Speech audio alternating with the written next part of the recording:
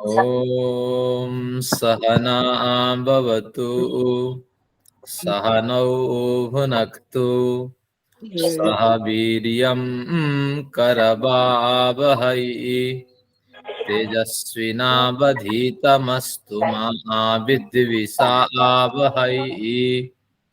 ॐ शान्तिः शान्तिः शान्तिः।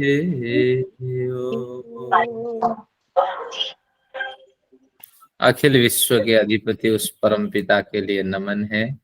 आप सभी लोगों को मेरा यथा योग्य अभिवादन है। न्याय दर्शन की कक्षा 60 पे पहुंच चुकी है और हम धन्यवाद के अधिकारी हैं कि जीवन के 60 घंटे प्लस एडिशनल कुछ समय हमने इस हफ्ते के अध्ययन के लिए दिए हैं। आप सभी का पुनश्च धन्यवाद। मैं एक माइक कुछ खुले हुए, प्लीज अपना माइक ऑफ कर दीजिए जिनका माइक खुला हो। ये अक्षय है कोई जिनका माइक खुला हुआ है, प्लीज माइक बंद कर दो, डिस्टर्बेंस आ रही है। हाँ, आप सब माइक बंद कर दीजिएगा और फिर हम सब कुछ शुरू करते हैं। न्याय दर्शन में अभी हम द्वितीय अध्याय में पहुंच चुके हैं और उसमें चर्चा, कुछ गंभीर चर्चा पर हमारे सूत्रकार हमें ले जाना चाहते हैं, तो इसलिए हम उस चर्चा पे चलते हैं। हमारे मित्र लोग बीच बीच में आ रहे हैं। तो उसमें सबसे पहले जो चर्चा का विषय रहा शब्द प्रमाण, नहीं, जो चर्चा का विषय रहा कि प्रमाण जो आपने 3 बताए हैं उस पे उन्होंने कुछ टिप्पणियां की है कि प्रमाण 3 नहीं होने चाहिए, इसमें कुछ विसंगतियां हैं। इसको भी हमने पूर्व कक्षा में अध्ययन किया, अनुराधा जी की काव्य श्रृंखला से कुछ हमारी समझ में आई है। अब फिर उन्हीं विषयों को थोड़ा स्पर्श करते हुए आज का प्रकरण हम प्रारंभ करते हैं। मैं आता हूं, सूत्र संख्या आप 12 निकालिए। 12 सूत्र में हमने पढ़ा प्रागुत्पत्ते अभावोपपत्तिश्च। इस तरह एक सूत्र का हमने अध्ययन किया। तो उसमें हमने पढ़ा कि सादे वस्त्रों में रंग का प्रागभाव सिद्ध होने से हमारी बात ठीक है। तो यानी पूर्व का जो प्रकरण था, फिर इस प्रकरण को थोड़ा हम स्पष्ट करते हैं क्योंकि विषय थोड़ा पुराना हो गया है। ये प्रकरण जो है वह शुरू होता है 9 से। पूर्व प्रकरण को थोड़ा स्मरण करें तो इसमें कहा कि अन्योन्याभाव की स्थिति है। अगर अभाव की बात करते हैं कि पूर्व पक्षी सफेद वस्त्र में पहले नीला रंग हो और बाद में हटा दिया गया हो, ऐसा तो हुआ नहीं, इसीलिए सफेद वस्त्र में रंगों का अभाव सिद्ध नहीं होता। यह प्रकरण और पीछे चलता है। नाभाव प्रमाणम प्रामाण्यम प्रमेय सिद्धि सिद्धे है, यहां से ये शुरू होता है। अभाव प्रमाण को इन्होंने मानने में इनकार किया है। अभाव प्रमाण के संदर्भ में कई युक्तियां इसमें दी हैं। तो उन युक्तियों में प्रमुख रूप से हमारी समझ में ये बात आई है कि अभाव प्रमाण कोई बलवान प्रमाण नहीं है और अभाव प्रमाण कार्य और कारण पे टिका हुआ होता है। अगर कार्य उसके कारण दिखाई पड़ते हैं तो उससे एक विशेष अभाव की कल्पना कर ली जाती है। तो इसलिए बलवान प्रमाण न होने से इन्होंने उसको इस प्रमाण के अंदर रखा कि अनुमान प्रमाण के अंदर रखा। पहले तो ऐतिह्य जो प्रमाण है उसको शब्द प्रमाण के अंदर ले लिया था, तो इस तरह ये कुछ पूर्व प्रकरण है और इसको काव्य श्रृंखला आदि के माध्यम से पुनः आप स्मरण करें नए प्रकरण को शुरू करने से पहले। अब 13 नंबर सूत्र पे आ जाइए, सूत्र संख्या 13, जिसमें आदिमत्वाद इंद्रिय गत्वात् ये प्रकरण आज शुरू करेंगे। यहां से एक शब्द प्रमाण का प्रकरण शुरू होगा। इस प्रकरण में हम अध्ययन करेंगे कि शब्द की नित्यता और अनित्यता, इस तरह कुछ विषय का हम स्मरण करेंगे। फिर आगे चल करके ये एक रोचक प्रकरण बनता जाएगा, कुछ नए विचार होंगे, नई जानकारियां आएंगी। देखते हैं इसको अब डिसकंटिन्यू ना करके अगली कक्षाएं नियमित चले, ईश्वर से प्रार्थना करते हुए हम भी प्रयत्न करते हैं।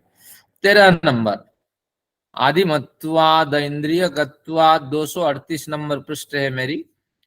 आदिमत्वाद इंद्रिय गत्वात् कृतकवदुपचाराच्च, इस तरह 13 नंबर में एक सूत्र प्रस्तुत किया गया। इस सूत्र का अर्थ अगर देखें, आदिम होने से ऐन्द्रियकत्वात्, इंद्रियों से, इंद्रिय से संबंधित, ऐन्द्रियम तो ऐन्द्रियकम, इंद्रिय से संबंधित होने के कारण ऐन्द्रियक भी कहा जाता है। तो इंद्रियों से संबंधित विषयों को ग्रहण करने के कारण, फिर कृतकवत, कृतक का मतलब है अनित्य होने के कारण शब्द जो है वह अनित्य है। यह सिद्धांति का पक्ष है। तो इस सूत्र से पूर्व सिद्धांति आप लिख लीजिए।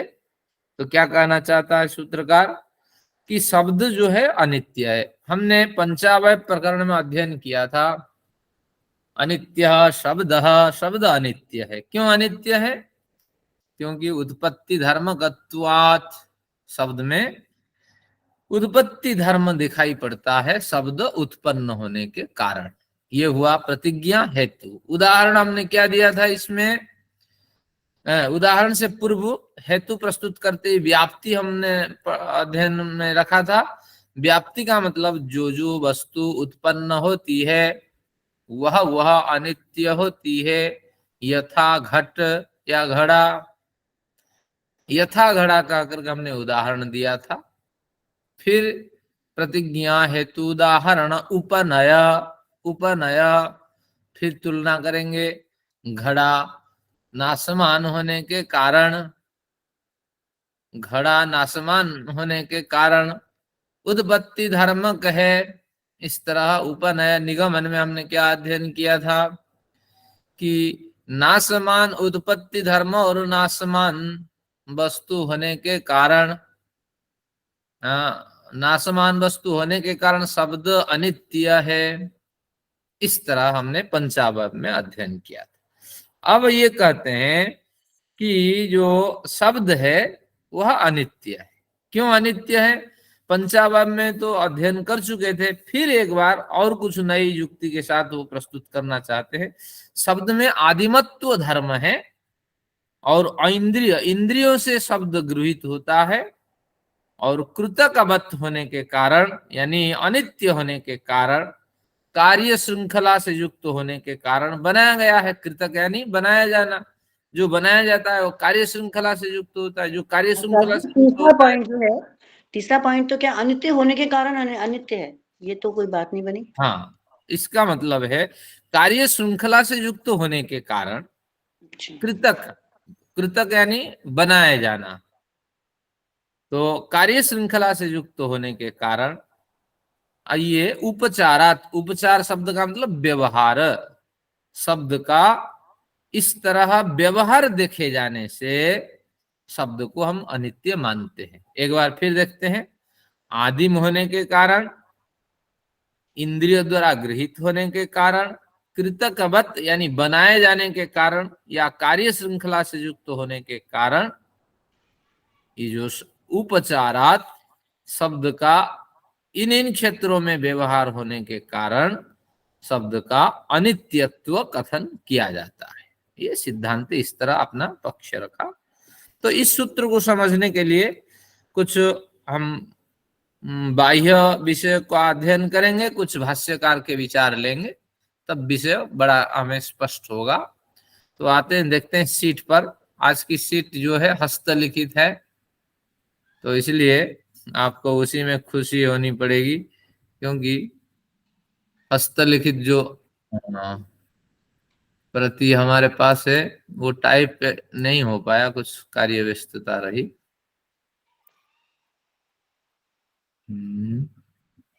इसको और डाउन करना पड़ेगा।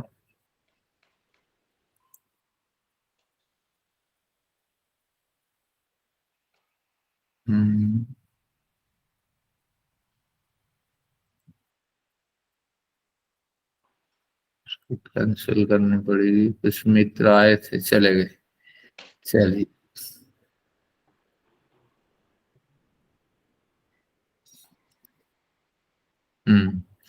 अब हम देखते हैं इस सीट को।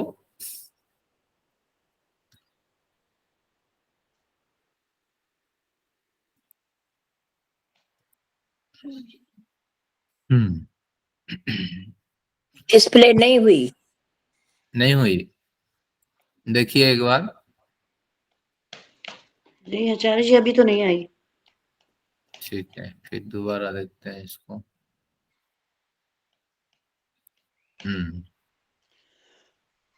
अब हो जाए। वैसे भी शीट पढ़ना लिखना साथ साथ समझना तो मुश्किल हो जाता है जरा। नहीं, सीट नहीं बनेगी तो समझना कठिन होगा। ये आपके सामने आ गया। अब आ गई है। अभी आ गया। हाँ, अब आगे डिस्प्ले हो गई, हाँ, पर थोड़ा सा लार्ज करिए। हाँ जी, ऐसे। इसको कर देते। देखिए, इसमें शब्द नित्यता पर विचार है, प्रकरण है, क्लास हमारे 60 है। तो हमने अध्ययन किया था आप्तोपदेश शब्द सह द्विविध दृष्टा दृष्टत्वात्, दृष्ट और अदृष्टत्वात्। तो दृष्टा दृष्टार्थत्वात्, अर्थ भी यहां होना चाहिए। ये केवल स्मृति से मैंने संभवतः इसको लिखा, तो यहाँ इसको देख करके संशोधन कर लिए जाएंगे कल। तो इसमें क्या लिखा है कि जो शब्द है विद्वान पुरुषों द्वारा जब वो शब्द प्रस्तुत किया जाता है, तो उपदेश के माध्यम से शब्द प्रस्तुत होता है, या वर्ण के माध्यम से, पुस्तक के माध्यम से, लिखित कुछ स्क्रिप्ट के माध्यम से शब्द को प्रस्तुत किया जाता है। तो दो होते हैं शब्द के स्वरूप। तो जो शब्द प्रमाण हमारे पास आता है, जैसे मनु के शब्द प्रमाण, मनु ने तो जो उपदेश दिए होंगे, लेकिन उन्होंने लिखित रूप से बहुत सारी चीजें हमारे पास पहुंचाई। तो इसलिए विद्वान पुरुषों द्वारा, और जो धर्मोपदेशता है, न्यायकारी है, सत्य वक्ता है, इस तरह आप्त की जो परिभाषा है उसके अंदर आने वाले पुरुषों द्वारा जो शब्द उपदेश के माध्यम से, यानी ध्वन्यात्मक शब्द और जो वर्णात्मक शब्द हमें प्रदान किया जाता है, वही शब्द ही शब्द प्रमाण के क्षेत्र में गृहीत होता है। और वह शब्द द्विविधा, उस शब्द का प्रयोग लोक में दो प्रकार से हम लोग करते हैं। दृष्टा दृष्टार्थत्वात्, एक दृष्ट प्रमाण के रूप में, एक अदृष्ट प्रमाण के रूप में। तो दृष्ट प्रमाण का मतलब है जिस शब्द को मान करके, सुन करके, अध्ययन करके हमारे जीवन में परिवर्तन हुआ और हमने अपनी जीवन श्रृंखला को बढ़िया बनाया, तो उस शब्द का जो फल है वो दृष्ट है, तो वो दृष्ट शब्द प्रमाण हुआ। लेकिन जिस मार्ग पे तो हमने चला महापुरुषों के उपदेश के आधार पे, लेकिन हमें लाभ नहीं मिला। दर्श पूर्णमासम जुहियात स्वर्ग काम, दर्श अमावस्या और पूर्णमासी के अवसर पे आप अवश्य हवन करें और आपको स्वर्ग सुख मिलने वाला है, विशेष सुख मिलने वाला है। लेकिन दुख मिलता रहा, ये तो प्रारब्ध आपका निर्णय करेगा, क्रियमाण कर्म निर्णय करेगा और प्रेजेंट स्थिति निर्णय करेगा, सुख मिलेगा दुख मिलेगा। अगर नहीं मिला तो अदृष्ट फल इसका है, इस तरह आपको मान करके चलना पड़ेगा, क्योंकि जो सत्य शास्त्र होते हैं वो कभी असत्य कथन नहीं किया करते हैं। तो इस तरह हमने अध्ययन किया कि ध्वन्यात्मक उपदेश हो या वर्णात्मक उपदेश हो, उन सभी उपदेशों को हम शब्द प्रमाण के स्तर में मानते हैं। और वह द्विविध जो शब्द प्रमाण है वो भी दो प्रकार के हैं, फल देने वाले इस लोक में और फल न देने वाले इस लोक में, और जो फल नहीं देने वाले होते हैं उनके फल अवश्य हमें दूसरे जन्म में मिल जाता है। तो इस तरह हमने इस प्रकरण का अध्ययन किया। अब फिर इसी से आप्तोपदेश शब्द से विषय क्लियर नहीं था, तो फिर इसको विद्वानों ने दो टुकड़े बनाए, शब्द द्विविधा ध्वन्यात्मक वर्णात्मक। तो वर्णात्मक शब्द कुछ होते हैं, कुछ ध्वन्यात्मक शब्द होते हैं। अब ध्वन्यात्मक शब्द की भी दो स्थितियां आपको माननी पड़ेगी। एक तो आप्तोपदेश जो ध्वन्यात्मक शब्द है वो यथार्थ है, वो नित्य है, उसको नित्य के स्तर में रखेंगे। लेकिन जो अनाप्तोपदेशक ध्वन्यात्मक शब्द है और विविध वाद्य है, यंत्र है, जो विविध आवाज है, तो इस तरह यह भी ध्वन्यात्मक है। अब सबसे पहले उसी ध्वन्यात्मक शब्द की चर्चा करेंगे जो अनाप्त पुरुषों द्वारा विविध प्रयोजन से और अपने राग द्वेष से पीड़ित स्थिति में जो शब्द उत्पन्न किए जाते हैं, उन्हीं शब्द श्रृंखलाओं को व उसी शब्द श्रृंखला को हम यहाँ चर्चा के विषय में लेंगे। वो नित्य है या अनित्य है? जो उत्पन्न होता है वह नित्य होता है। अभी हमने पंचावयव से अध्ययन किया। तो वर्णात्मक ध्वन्यात्मक, ये आप्तोपदेश परक ध्वन्यात्मक हो वर्णात्मक हो, ये सब नित्य है हमारे लिए। तो इस तरह हमने इसको ज्ञान के स्तर में रखा। अब इससे पूर्व नित्य अनित्य की चर्चा करने से पूर्व कुछ बेसिक भी हमें क्लियर हो जाना चाहिए। तो स्वरूप से नित्य कुछ पदार्थ होते हैं, तो ये तो आपको सब पता है, ईश्वर जीव जगत है। कुछ पदार्थ प्रवाह से नित्य होते हैं, तो वे होते हैं कार्य जगत, ये जो दिखाई पड़ता है। और कारण जगत प्रवाह से नित्य नहीं है, वो तो स्वयं इसी जगत में आ गया है, ये कारण जगत है। कार्य जगत जो है वो आपका नित्य है।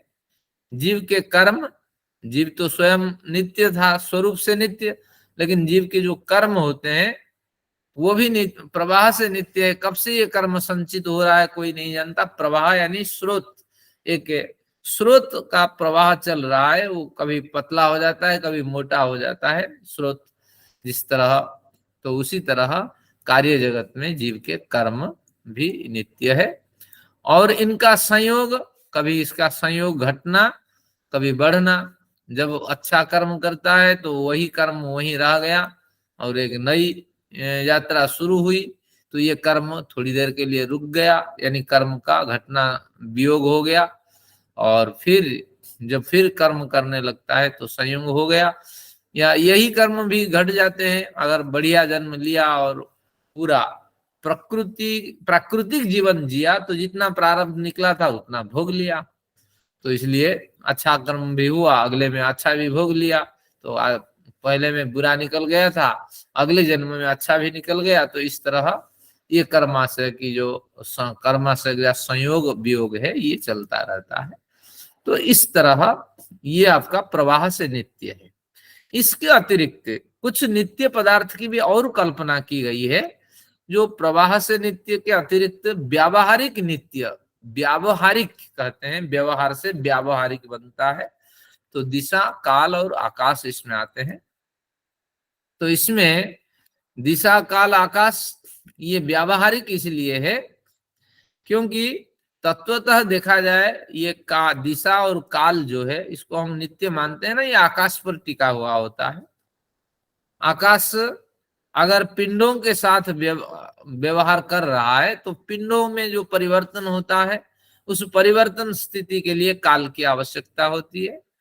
और फिर वो पिंड किस दिशा में रहे, बाएं दाएं इत्यादि की कल्पना से ये दिशा भी सक्रिय होती है। तत्वतः दिशा, काल, आकाश ये सब क्या है? ये दिशा, काल और आकाश एक स्वरूप है, ये भिन्न स्वरूप नहीं है। और भी गंभीरता से देखा जाए, यहाँ जो आकाश है भूताकाश का ही कथन है, और जो महाकाश है या अभावात्मक आकाश है वो ईश्वर का वाचक है। इसे वेदांत दर्शन का प्रथम जो अध्याय रहेगा, प्रथम पाद, उसमें इसका कथन है। यहाँ भूताकाश का कथन है और कुछ नहीं। जो काफी देर तक टिक जाए जो पदार्थ, तो इसके क्षेत्र में अनेक भी पदार्थ आएंगे, वो सब नित्य माने जाएंगे जो काफी देर तक टिकते हैं। तो कौन कौन टिकते हैं? आप चर्चा करते हैं। जैसे आपने कुछ अध्ययन किया और लंबे समय तक जब तक आप सक्रिय रहे वो विस्मरण नहीं हुआ, तो वह ज्ञान भी नित्य ज्ञान कहलाएगा। लेकिन कौन सा नित्य है? यह व्यावहारिक नित्य है, लंबे समय तक। मन भी नित्य है।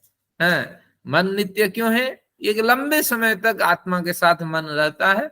आत्मा जब मुक्ति में प्रवेश करती है तो मन फिर प्रकृति में विलीन हो जाता है, और बड़ा साथ देने वाला, क्योंकि मन के साथ सारे आपके अंतःकरण होते हैं और सारी स्मृतियां होती है, सारे संस्कार का जो बोझा है वही ढो के चलता है। तो इस तरह आपका व्यवहार इससे सिद्ध होता है। और भी बड़े पदार्थ है, सूर्य को मान लीजिए, वो भी नित्य माने, क्योंकि बड़े व्यवहारिक नित्य पदार्थ के क्षेत्र में आते हैं। तो इस तरह ये सब नित्य है। अब हमें देखना है, जब हमें पता हो गया कि नित्य और अनित्य क्या है, तो ये जो शब्द है वो नित्य होगा या अनित्य होगा। 13 नंबर सूत्र में हमने अभी अध्ययन किया कि ऐसा जो शब्द है वो आदिमत्वात्, आदिम होने के कारण, ऐन्द्रियकत्वात्, इंद्रियों द्वारा गृहीत होने के कारण, कृतकत्वात्, कृतक का मतलब है कार्य से, कार्य श्रृंखला से युक्त होने के कारण, क्योंकि किसी कारण से इनका कृतक बनाए जाने के कारण, इनका निर्माण होने के कारण, तो किन्हीं कारणों से या किसी कारणों से इनका कृतक होने के कारण, निर्माण होने के कारण, कार्य श्रृंखला में आने के कारण शब्द अनित्य है। अब देखते हैं इसमें भाष्यकार ने क्या कहा। अब यहाँ भाष्यकार के विचार पे चलेंगे। ये संक्षिप्त विचार है क्योंकि विषय बड़ा था। कहते हैं आदिमत्वात्, यानी सिद्धांति कहता है देखो शब्द को हम अनित्य मानते हैं इसलिए, क्यों? कारण बनकर कार्य की उत्पत्ति बताने से, त्वात् का मतलब से, तो उपचारात व्यवहार होने से, आदिम के रूप में इसका व्यवहार होता है। तो आदिम का मतलब है, आदिम शब्द का अर्थ अगर शास्त्रीय भाषा में करें, आदि का मतलब कारण है। तो आदिम बन करके कार्य की उत्पत्ति बताने से, शब्द आदिम बनकर कार्य की उत्पत्ति बताता है। तात्पर्य ये हुआ कि एक शब्द ही कारण बनता है और उसी शब्द से हमें ज्ञान की प्राप्ति होती है। जो ये कौन बजा रहा है भेरी, कौन बजा रहा है, ये आवाज किसकी है? बिल्ली की, ये कुत्ते की, ये मोर की।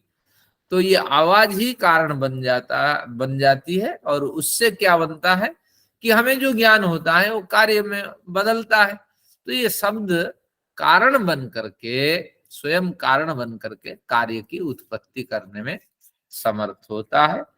तो इस तरह या इसका कथन है।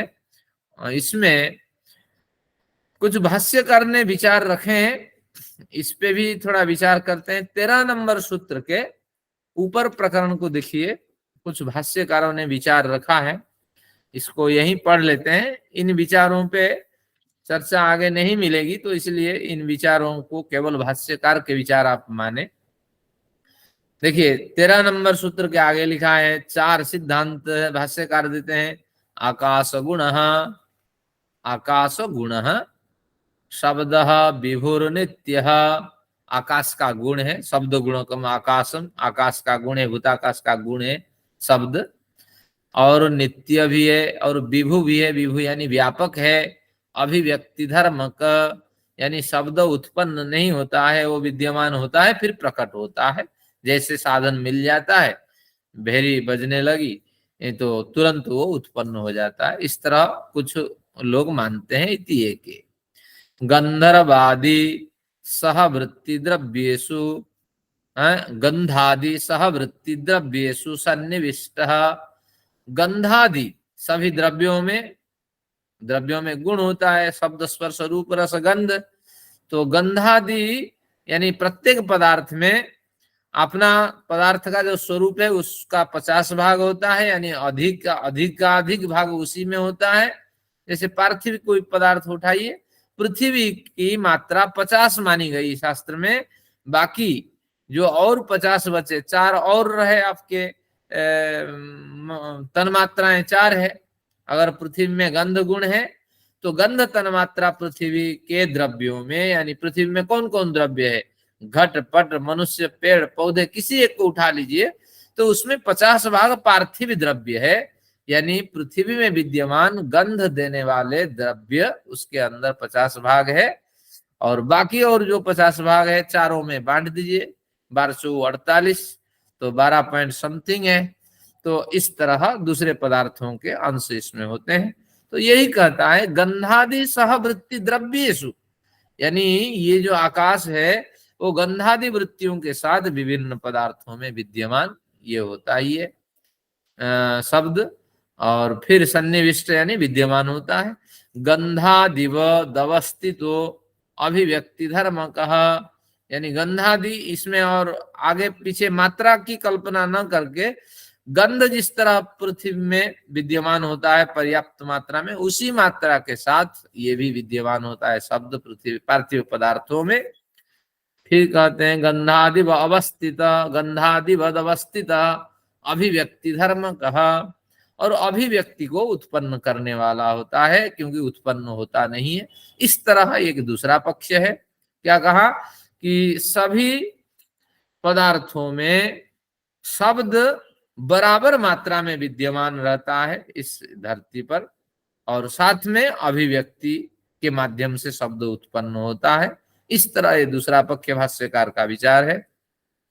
आकाश गुण शब्द, शब्द आकाश गुण है, आकाश का गुण है, हम भी मानते हैं। उत्पत्ति निरोध धर्म कहा, वो कभी उत्पन्न होता नहीं है, उत्पत्ति का निरोध धर्म के यानी विनाश धर्म के, उत्पत्ति रहित है शब्द अर्थात अभिव्यक्ति स्वरूप है। और बुद्धिवत इत्यपरे, कुछ लोग कहते हैं बुद्धिवत इत्यपरे, ज्ञान जैसे विनाश धर्म के है वह भी कहीं कहीं विनाश धर्म भी देखा जाता है। ज्ञान कैसे विनाश धर्म के है? क्योंकि वास्तविक जो ज्ञान है हमारे पास उसका जितना आप अभ्यास करेंगे वो ज्ञान रहेगा, नहीं तो ज्ञान निश्चित रूप से बाहर से गृहीत ज्ञान ये अनित्य होता है। जैसे हमने कितने मंत्रों का अभ्यास किया, कितना ज्ञान का अभ्यास किया, तो निश्चित रूप से इसका अभ्यास नहीं होगा तो ये विस्मरण को प्राप्त करेगा, क्योंकि ये बाहर से गृहीत ज्ञान है। लेकिन आत्मा में जो विद्यमान ज्ञान है कि मुझे सुख मिले मुझे दुख न मिले, तो मैं सुख अनुभव कर रहा हूं मैं दुख अनुभव कर रहा हूं, यह आत्मा का अपना ज्ञान है। तो आत्मा ज्ञानवान तत्व है, ज्ञानवान ऊर्जा का स्वरूप है। लेकिन वहां दो ज्ञान होते हैं, एक नैमित्तिक ज्ञान और एक स्वाभाविक ज्ञान है। आत्मा का स्वाभाविक ज्ञान सुख दुख का अनुभव करना, सुख दुख प्राप्ति के लिए हमेशा प्रयत्नशील रहना, और बाहर से गृहित जितना ज्ञान हमने डाला हुआ है वे सब अनित्य ज्ञान है और नैमित्तिक ज्ञान है। इस तरह तो यहाँ वही कहा बुद्धिवद इति अपरे, बुद्धि में बुद्धि, बुद्धि यहाँ ज्ञान का वाचक है, तो ज्ञान के समान ये उत्पत्ति और विनाश धर्मक है, इस तरह कुछ लोग कहते हैं।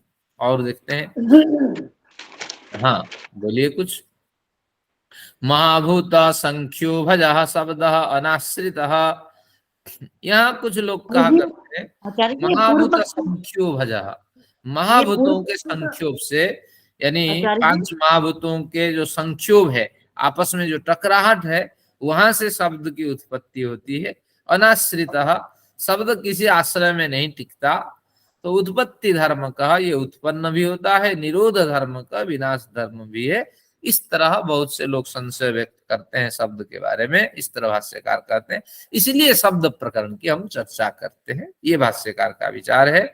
और साथ ही सिद्धांति का विचार देते हुए हमें स्पष्ट कर दिया भाष्य। ये पूर्व पक्षी के विचार है ना?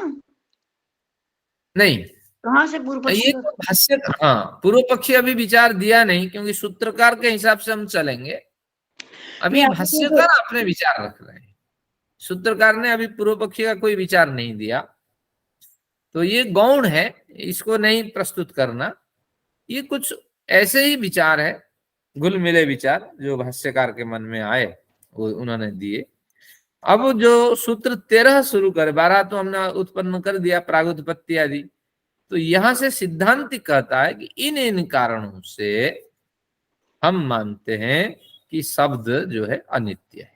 तो आदिम का हमने अध्ययन कर लिया, क्योंकि शब्द आदिम बनकर, कारण बनकर कार्य को उत्पन्न करता है। तो हर कार्य में शब्द संबंधित जो कार्य दिखाई पड़ता है, यानी शब्द जोर से अगर हुआ तो निश्चित रूप से शब्द जोर होने से जोरदार आवाज होगी, और ये जो हवा में उसकी जो तरंगें चलती रहेगी, और उससे क्या होगी ना, बिल्डिंग भी टूट जाती है, एक जगह बम गिरती है, दूसरी जगह बिल्डिंग टूट जाती है। तो इस तरह हमला हो रही है, आपको पता है हमला हो रहा है। तो ये सब शब्द का शब्द से संबंधित जो कार्य है उसके पीछे कारण है, शब्द है। तो इसलिए ये जो उत्पत्ति धर्म वाला है वही तो हाँ विनाश धर्म को प्राप्त करने वाला होता है। तो इसलिए शब्द उत्पत्ति और विनाश धर्म वाला है, अनित्य है। अब दूसरा देते हैं यहाँ कारण 13 नंबर बिंदु में, ऐन्द्रियकत्वात्, यानी इंद्रियों के द्वारा गृहित होने के कारण। इंद्रिय स्वभाव ऐन्द्रियकम, जो इंद्रियों में गृहित होता है। तो इंद्रिय ग्राह्य होने से यहाँ भी दो अड़चने हैं।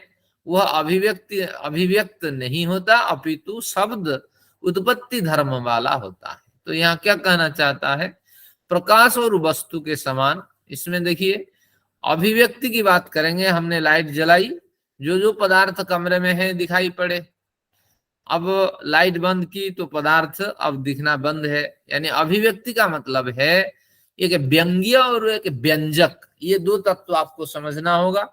व्यंग्य जो दिखाई पड़े, जो हमारी समझ में आ जाए, जिसकी हमें तलाश है, जिसको हम प्रमेय कहते हैं, तो वह घटपट है। पट यानी वस्त्र, घट यानी घड़ा, वह व्यंग्य है। और व्यंजक क्या है, उसको जो दिखा दे। कमरे में तो है, अंधेरे के कारण नहीं दिखाई पड़ रहे हैं, जो दिखा दे तो सूर्य का प्रकाश उसको दिखाएगा, या आपने लाइट जलाई तो या दीपक जलाया तो उसके प्रकाश से आप देखेंगे। तो यहाँ साथ साथ इनका व्यवहार होता है अभिव्यक्ति में।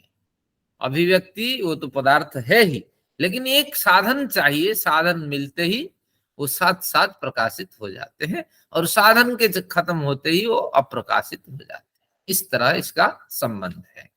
और अगर इंद्रिय ग्राह्य कहेंगे, वह अभिव्यक्ति धर्म वाला नहीं है। क्यों नहीं है? अब कहेंगे उत्पत्ति धर्म वाला होने से, इसको देखने से वो समझ में आ जाएगा। अगर शब्द को अभिव्यक्ति धर्म वाला हम नहीं मानते हैं, तो उसके पीछे कारण है उत्पत्ति धर्म वाला होता है।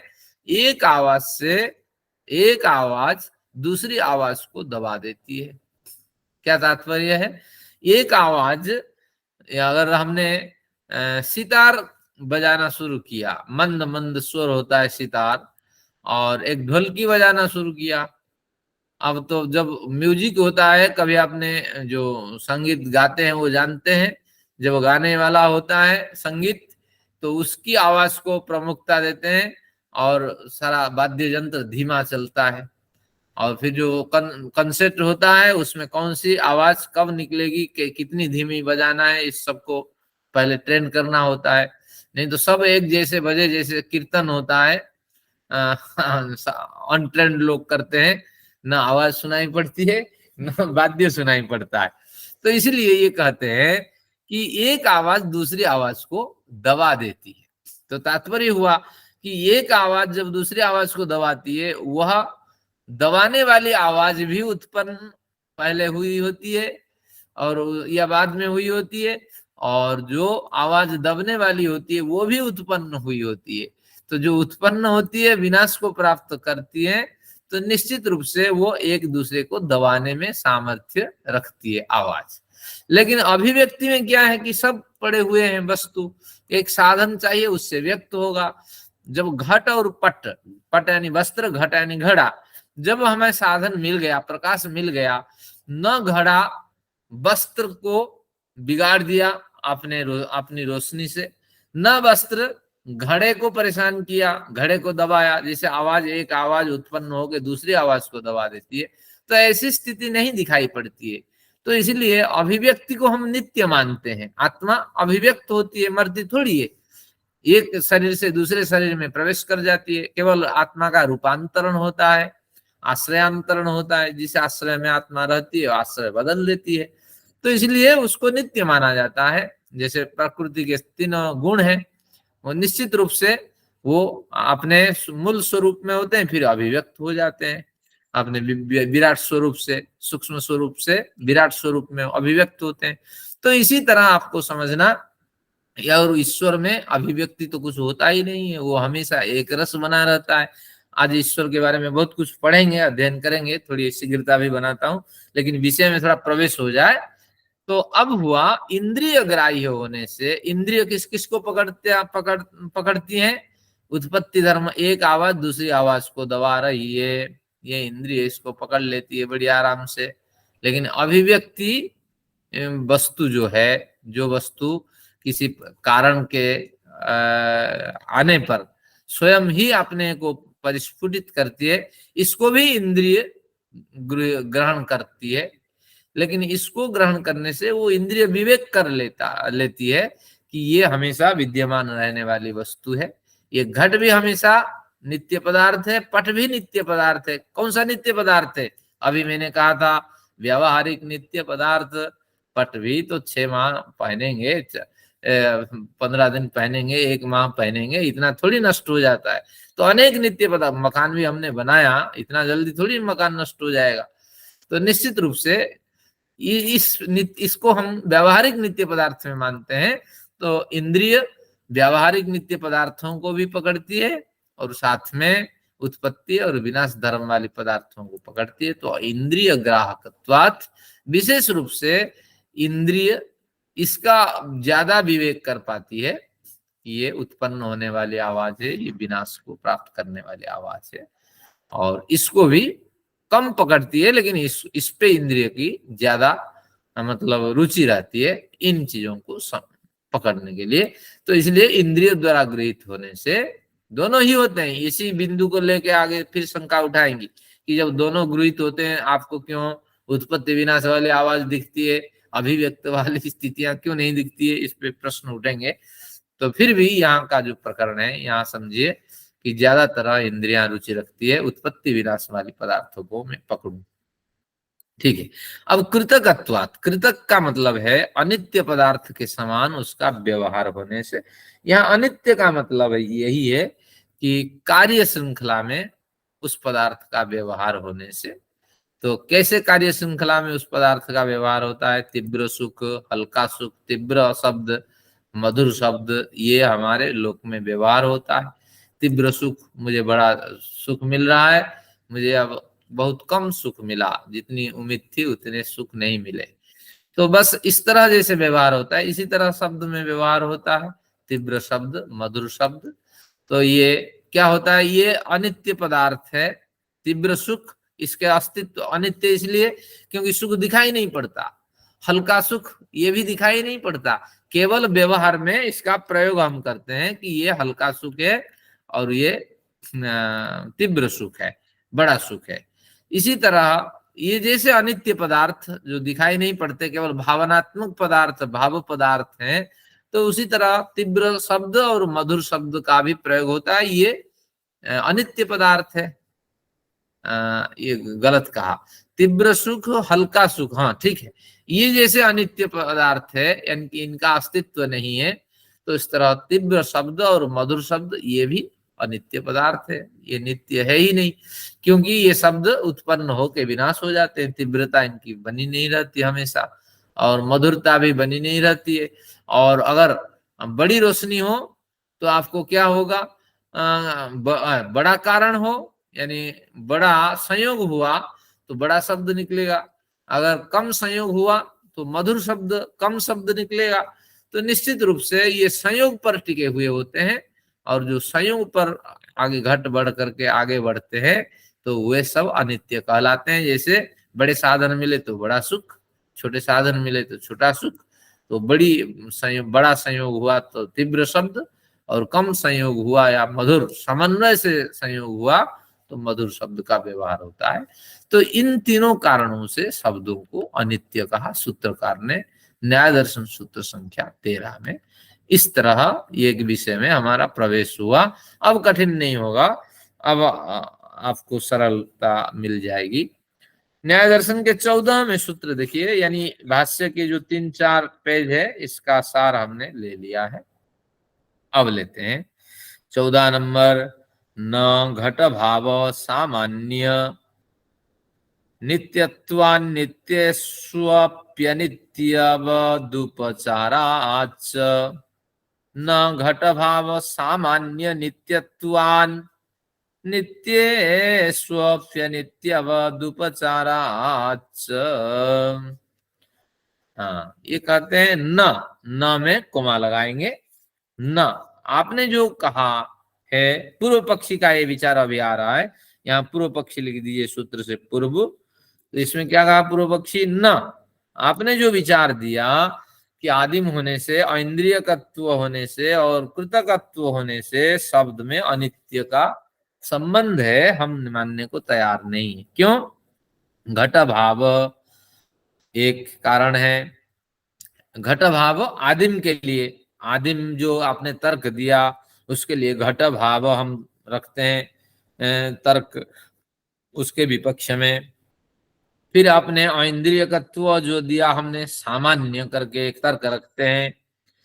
फिर आपने कृतकत्वात् जो कहा हमने एक तर्क रखते हैं, नित्यत्वात्, इस तरह एक तर्क रखते हैं।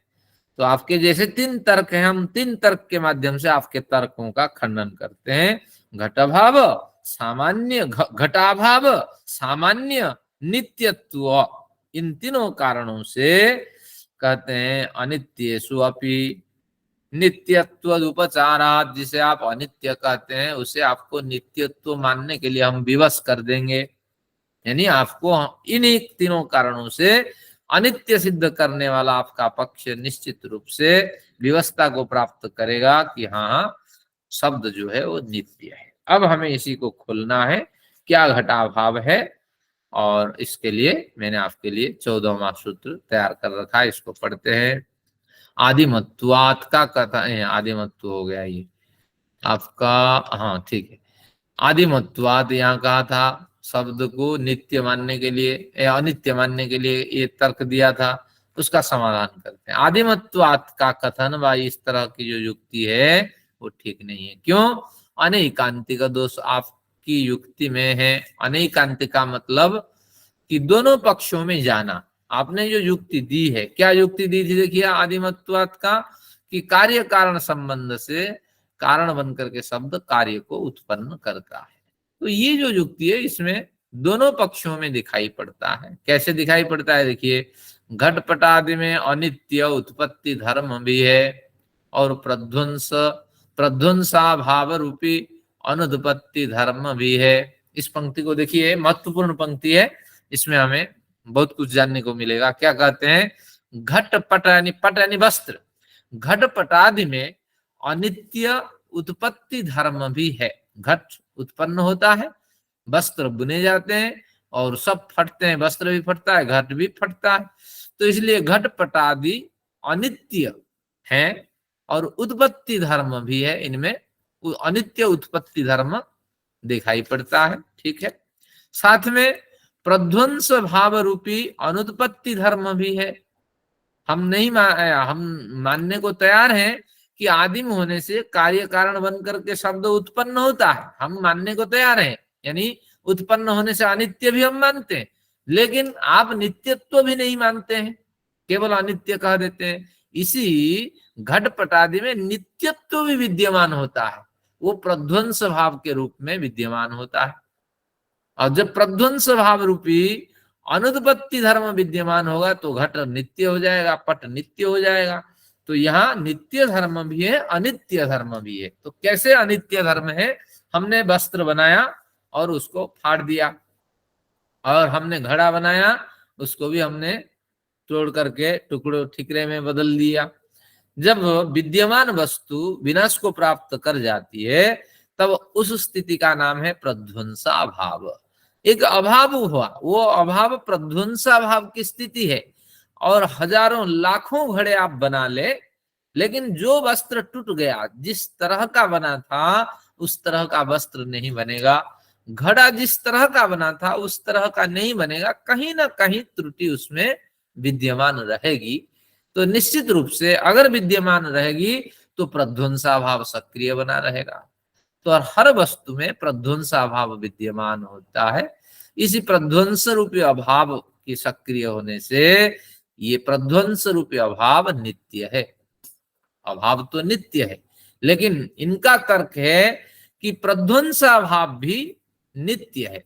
तो आप घटपटादि में केवल उत्पत्ति और विनाश धर्म कह करके अनित्य कह देते हैं, लेकिन नित्य धर्म का कथन क्यों नहीं करते हैं? जब कथन करते हैं आप नित्य धर्म का, भले ही आपका अनित्य धर्म हम मान लेते हैं, अपना पक्ष तो हम सिद्ध कर लेते हैं कि यहाँ भी नित्य धर्म विद्यमान है, तो इसलिए हमारा शब्द जो है उत्पन्न होता है, विनाश को प्राप्त करता है। उत्पत्ति होना, विनाश को प्राप्त करना, ये सिलसिला हमेशा चलता रहता है, कभी बंद होता ही नहीं है। एक सृष्टि से दूसरी प्रलय जब न आ जाए तब तक ये क्रम चलता रहता है। इसलिए इस तरह आप मानो कि शब्द नित्य है। इस तरह शब्द कौन सा? ध्वन्यात्मक शब्द, ये नित्य है। इस तरह इन्होंने तर्क दिया।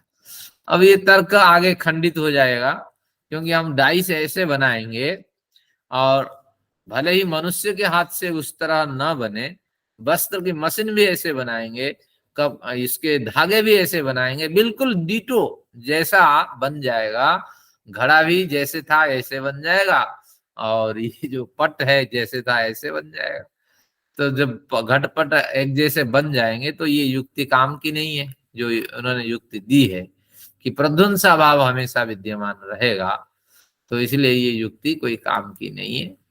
तो विज्ञान का विकास हो रहा है, उस समय भले ये ना हुआ हो, तो इस तरह इस युक्ति को भी काट देंगे, उनको भी पता था। तो जो भी हो, पूर्व पक्षी का ये विचार है, हमारे सामने आया कि प्रध्वंसा भाव हमेशा बना रहेगा।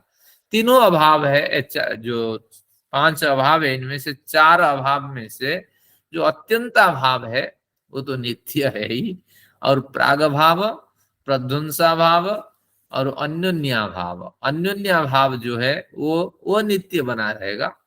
और बाकी जो है संसर्गाभाव, इन दोनों को छोड़ करके, अत्यंताभाव अन्योन्याभाव को छोड़ करके कोई नित्य नहीं है, सब अनित्य, सब अनित्य है। केवल इसमें अन्योन्याभाव और आपका अत्यंत, ये दोनों नित्य है। अत्यंताभाव अस्तित्व में होता नहीं है, और अन्योन्याभाव हमेशा बना रहता है। तभी तो भिन्नता होती है मनुष्यों में और प्राणियों में, पदार्थों में। इसलिए ये दोनों नित्य हैं, बाकी सब अनित्य है। और ये प्रध्वंसा भाव को कैसे काटते हैं, जब अगली युक्ति देखेंगे, क्लास समाप्ति होते होते समझ में आ जाएगा। अब देखते हैं ऐन्द्रियकत्वात्, ये जो युक्ति आपने दी है, ऐन्द्रियकत्वात्, इंद्रिय द्वारा गृहीत होता है शब्द, और वह अभिव्यक्ति वाला शब्द हो या उत्पत्ति धर्म वाला शब्द हो, अब एक दूसरे को दबाने वाला शब्द हो, तो वो इंद्रियों द्वारा गृहीत होता है। तो गृहीत होने के कारण ये अनुत्पत्ति, गृहीत होने से ये अनित्य है। ये जो युक्ति आपने दी है वो ठीक नहीं है, क्योंकि इंद्रियों द्वारा जाति रूपी नित्य पदार्थ का ग्रहण होता है। यहाँ भी कुछ दार्शनिक विचार है, इसको एक बार समझते हैं। जाति 2 प्रकार की होती है, पर और अपर। ये वैशेषिक दर्शन का विषय है। पर और अपर नामक जाति 2 प्रकार की होती है। जाति का मतलब उसका स्वरूप, सामुदायिक स्वरूप को हम त्व शब्द से ग्रहण करते हैं। जैसे गाय की जाति, गाय के एक सामुदायिक स्वरूप का हम निर्माण करते हैं, तो त्व लगा देंगे, जैसे गोत्व।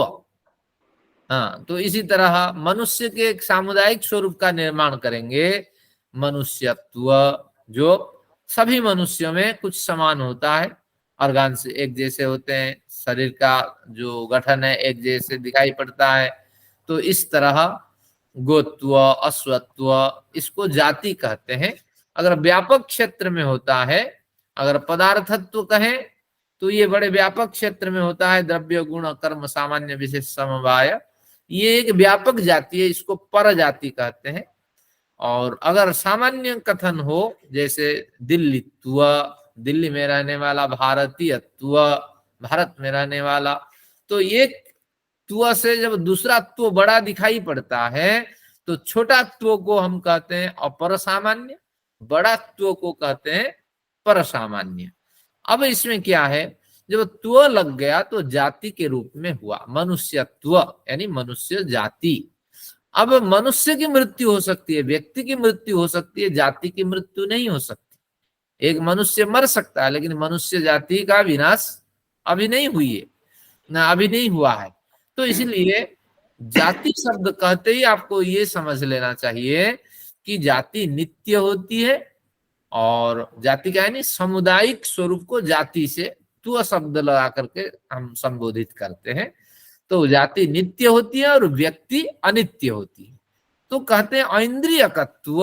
अगर हमने गाय को देखा, तो इसमें गाय व्यक्ति का भी दर्शन हुआ, जाति का भी दर्शन हुआ या नहीं? जैसे अभिव्यक्ति का दर्शन भी हुआ था और उत्पत्ति का दर्शन हुआ था। कहाँ? घटपट आदि पदार्थों को जो हमने देखा था इंद्रियत्व में, अभिव्यक्ति का भी दर्शन हो गया, ज्ञान हो गया, और उत्पत्ति विनाश धर्म वाली वस्तु का भी हमें ज्ञान हो गया, जो तत्काल उत्पन्न होकर तत्काल विनाश को प्राप्त कर जाए, ऐसी आवाज की भी हमें जानकारी हो गई, और घटपट जो थोड़ी देर के लिए टिकने वाले पदार्थ हैं उनकी भी जानकारी हो गई। तो उसी तरह यहाँ कही गई कि जो जाति है, ये जाति रूपी नित्य पदार्थ का भी ग्रहण हो जाता है इंद्रिय से। तो आपको क्या परेशानी है? जब अनित्य पदार्थ का भी ग्रहण कर लेते हैं, नित्य पदार्थ का भी ग्रहण हो जाता है, तो फिर अनित्य के पीछे आप क्यों भागते हैं? कहते हैं शब्द में अनित्यता है, तो शब्दत्व भी कर दीजिए। शब्दत्व वो कर्कश शब्द भी हो सकता है और मधुर शब्द भी हो सकता है, तो त्व लगा करके ग्रहण कर दीजिए। तो शब्दत्व जाति का भी आप ग्रहण कर रहे हैं। हाँ, यानी गाय में गाय रूपी व्यक्ति का दर्शन करते हुए भी गोत्व सामान्य का आप दर्शन करते हैं। 4 पैर, 2 सिंग, 2 कान और गल कंबल, एक बड़ी पूंछ।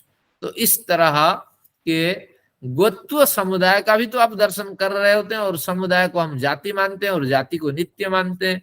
तो इस तरह पदार्थ का आप ग्रहण करें।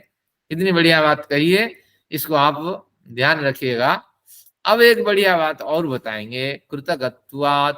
तो इसलिए शब्दत्व कह करके आप व्यक्ति और जाति का ग्रहण कर लें, और तो होते ही जाति हो गई और जाति नित्य है, तो इसलिए शब्द को हम नित्य मानने के पक्ष में है। आगे कहते हैं कृतकत्वात्। कृतकत्वात् कार्य श्रृंखला से युक्त होने के कारण यह कथन भी अनित्य है, क्योंकि अनित्य पदार्थों के समान नित्य पदार्थ का व्यवहार देखा जाता है।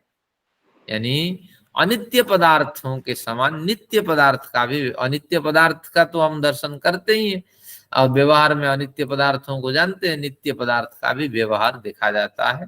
तो इसलिए कृतकत्वात् यानी कार्य श्रृंखला में, कारण श्रृंखला से, जैसे अनित्य पदार्थों की कार्य श्रृंखला में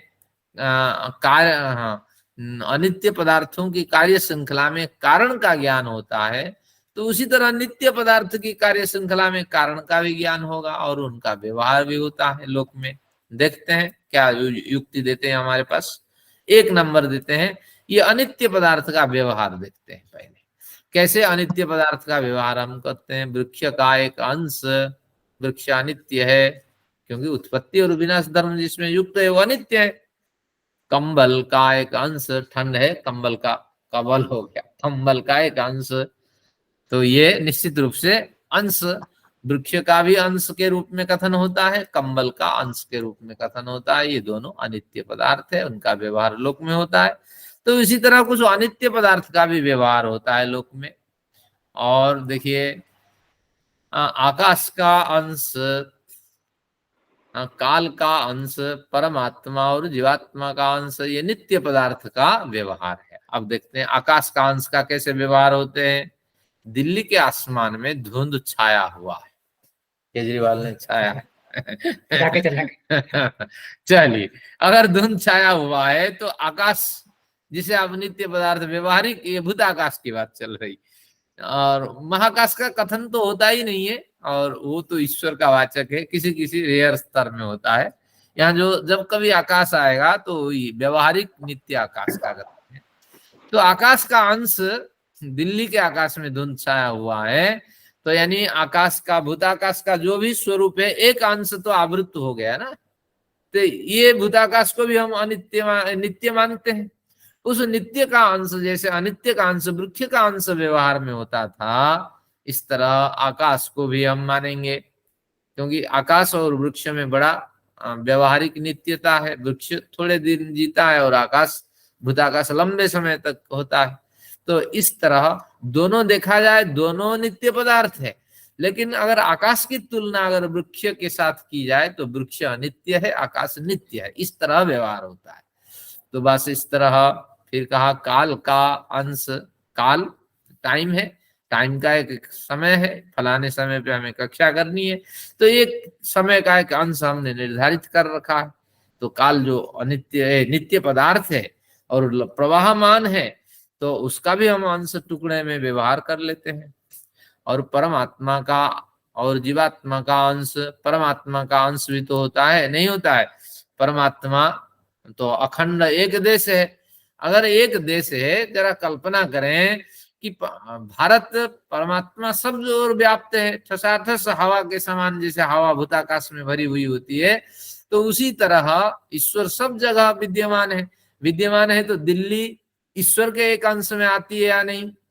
बताइए बजा साहब, आती है या नहीं दिल्ली? हाँ, परमात्मा के एक अंश में आती है। अरे ईश्वर तो निराकार है, और निराकार का अगर एक अंश आपने कल्पना कर ली तो साकार हो गया ना। अगर परमात्मा का एक अंश हो जाएगा तो फिर हम कल्पना करेंगे कि कौन सा अंश है, ये सिर की तरफ है या पैर के तरफ है। लेकिन पूर्व पक्षी का की युक्ति रोचक है। तो परमात्मा सब और व्याप्त है, तो एक अंश निश्चित रूप से, एक अंश में दिल्ली है, एक अंश में इजराइल है, और दूसरे अंश में हमास मारे जा रहे हैं, और तीसरे अंश में अमेरिका दहशत में भैया कितना देता रहूं। तो बस इसी तरह ये परमात्मा का अंश के रूप में व्यवहार होता है। परमात्मा के फलाने अंश में हम सब बैठे हुए हैं, और जीवात्मा का अंश होता है। हाँ, ये तो अब बया साहब के लिए प्रश्न है। जी तो बहुत ही छोटा है। हाँ, ठीक है। ईश्वर तो बहुत ही हाँ। सूक्ष्म है। हाँ, कौन छोटा है? जीवात्मा। तो जीवात्मा का भी तो अंश होना चाहिए, क्योंकि पैर से लेके सिर तक जीवात्मा का स्थान है। तो पैर में जीवात्मा का एक अंश होना चाहिए, और सिर में भी एक अंश होना चाहिए। जो अंश पैर में है वो सिर में नहीं होना चाहिए। युक्ति क्या है?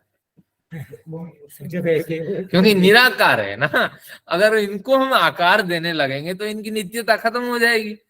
तो लेकिन पूर्व पक्षी ने युक्ति रखी है, लेकिन रोचक युक्तियां हैं, इसको न समझने वाला परेशान होता है। और आकाश का, वो भी भूताकाश की बात कर सकते हैं, फिर भी भूताकाश के ओर छोर तो है ही नहीं। तो आसान थोड़ी है ये जो नित्य पदार्थ है इनका अंश निकालना, लेकिन एक व्यवहार में प्रयोग कर दिया उन्होंने। तो आकाश का अंश, काल का अंश, काल का कोई अस्तित्व थोड़ी होता है। हमने आपने सूर्य के हिसाब से कैलकुलेशन बनाया, आपको चंद्र में ला के छोड़ दें, आपका कैलकुलेशन अलग होगा, मंगल पे छोड़ दें, कैलकुलेशन अलग होगा, एक जैसा थोड़ी है। तो इसलिए काल का कोई अस्तित्व नहीं है। काल के बाल को हम पकड़ नहीं सकते, न आकाश को समझ सकते हैं, न परमात्मा का अंश निकाल सकते हैं, जीवात्मा का अंश। तो इस तरह उन्होंने तर्क दिया पूर्व पक्षी ने। देखो, जो आपने हमारी जो युक्ति काट दी थी, क्या काटी थी कि निश्चित रूप से तीव्र सुख हल्का सुख के समान तीव्र शब्द मधुर शब्द का प्रयोग होता है। तो इसलिए शब्द कारण कार्य को अभिव्यक्त करता है, और कारण से ये उत्पन्न होता है। तो ये युक्ति निरर्थक है, क्योंकि नित्य पदार्थों के समान अनित्य पदार्थों के समान नित्य पदार्थों का व्यवहार होता है। जैसे वृक्ष का अंश का व्यवहार होता है, इसी तरह कंबल का व्यवहार होता है, कंबल का अंश। इस तरह परमात्मा का अंश, जीवात्मा का अंश, आकाश का अंश, काल का अंश, इन सब का व्यवहार हमारे समाज में होता है। तो अगर व्यवहार होता है तो बस हमें अनित्य में कोई परेशानी नहीं, हम अनित्य मानने के लिए भी तैयार हैं। तो बस यही अनित्य शब्द जो आपके कार्य कारण के रूप में दिखाई पड़ रहा है, तो निश्चित रूप से यही अनित्य शब्द अनित्य कारणों से उत्पन्न अगर हो करके अपने अंश को अभिव्यक्त करता है, यही अनित्य जो कार्य है आकाश से, उसका अंश अगर आप कल्पना करते हैं तो कोई ना कोई कारण तो होना चाहिए जो अंश को डिफाइन करे। और काल जिसे आप नित्य मानते हैं, तो कोई ना कोई कारण तो होना चाहिए जो काल के भी टुकड़े टुकड़े कर सके। तो बस उन्हीं कारणों को, काल के टुकड़े टुकड़े करने का साधन सूर्य है हमारे पास। तो इस तरह उन्हीं कार्य कारणों को भी आप मानो, अगर मानोगे तो वहां नित्य मानोगे, यहाँ भी आपको नित्य मानना चाहिए। हम अनित्य भी मानते हैं और नित्य मानते हैं, आप केवल ही अनित्य पे अड़े रहते हो, इसलिए ये हमें अच्छा नहीं लगता। इस तरह इन्होंने इस तर्क में ये बात प्रस्तुत की। अब देखते हैं अगली सीट में, थोड़ा सा और प्रकरण बचा है, समय भी हो गया है। सिद्धांति क्या कहता है, 15 सूत्र देखिए, 5 मिनट अतिरिक्त लूंगा।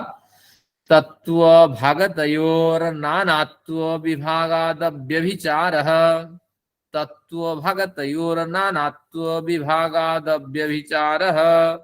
इसमें कहते हैं तत्व भक्तयो हो, तत्व यानी मुख्य, भक्त यानी गौण, इन दोनों के व्यवहार होता है और नाना प्रकार के इस तरह विभाग देखे जाते हैं।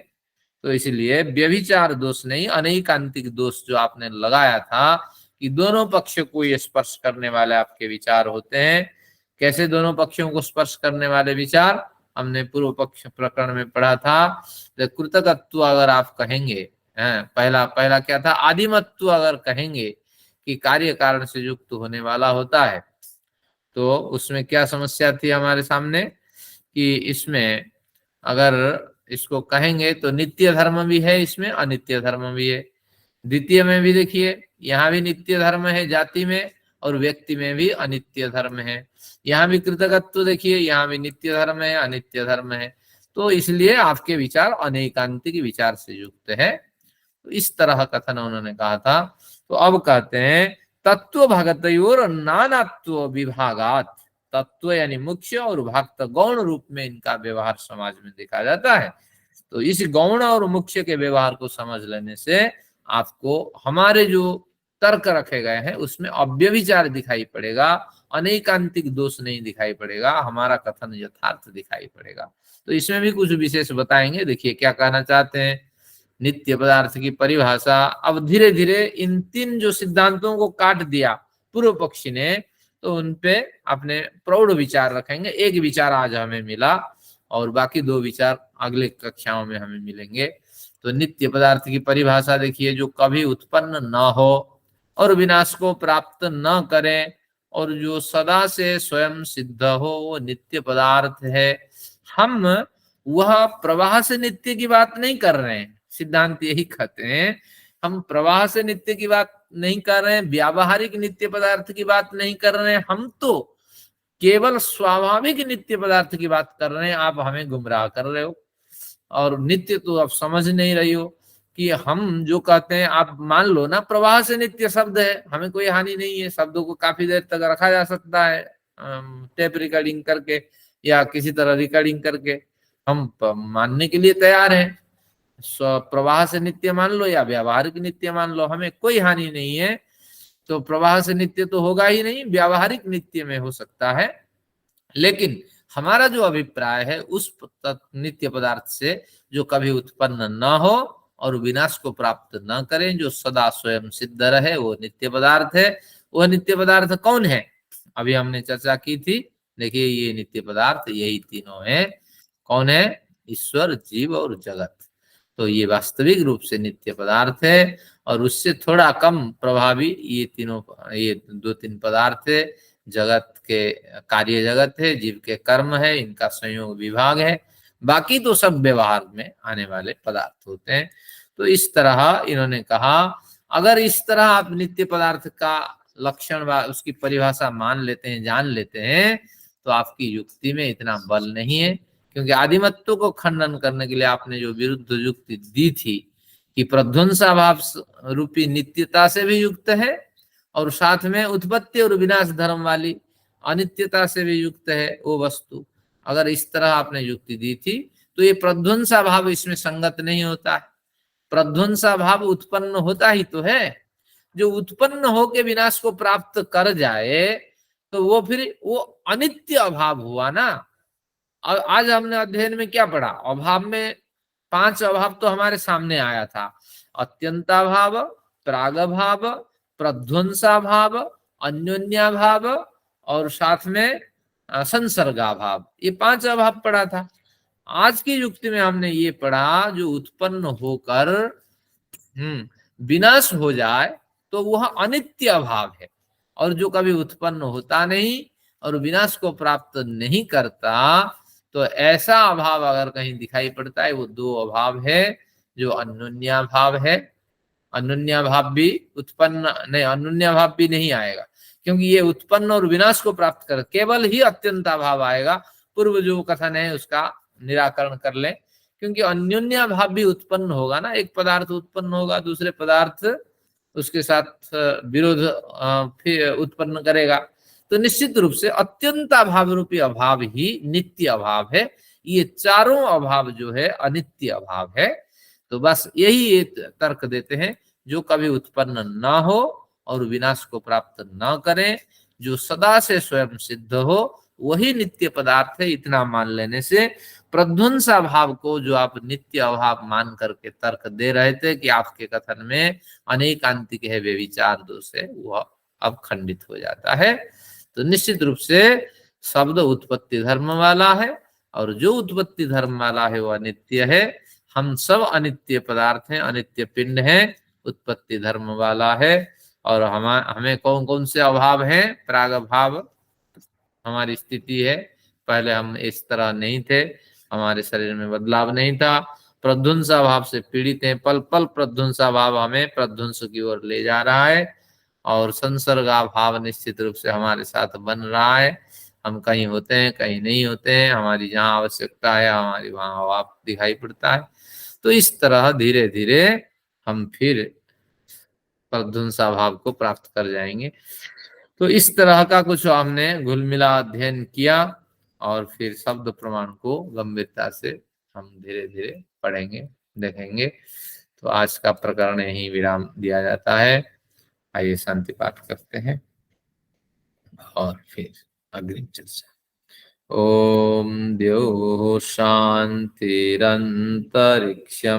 शान्तिः, पृथिवी शान्तिरापः शान्तिरोषधयः, शान्तिः वनस्पतयः, शान्तिर्विश्वे देवाः, शान्तिर्ब्रह्म शान्तिः, सर्वं शान्तिः शान्तिरेव शान्तिः, सामा शान्तिरेधि। ओम शान्तिः शान्तिः शान्तिः। वैदिक अभिवादन सभी को सप्रेम नमस्ते। नमस्ते जी, सभी को नमस्ते। सभी को नमस्ते जी। आचार्य जी नमस्ते, सभी को हाँ नमस्ते, नमस्ते। सभी को कुछ विचार रखना चाहें? जी सभी को नमस्ते। आज का विषय कठिन तो नहीं था। आचार्य जी छोटी सी शंका है।